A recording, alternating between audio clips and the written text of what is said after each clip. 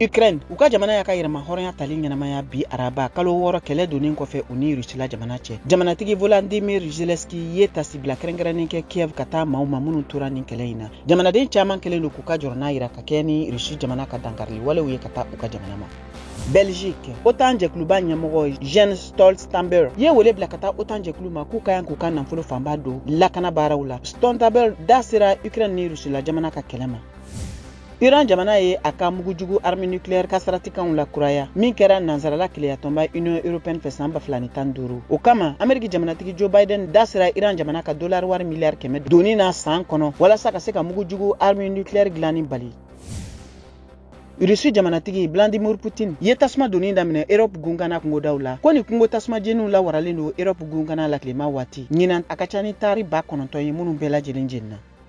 Ethiopie kalo 5 gɛlɛyaw kɔfɛ jamana ɲɛmɔgɔw ani tigere jɛkulu maramafɛntigiw cɛ duniya keleyatɔnba Nations Unies ka ciladen Antonio Guterres ye wele bila k'u ka kɛlɛ lajɔ.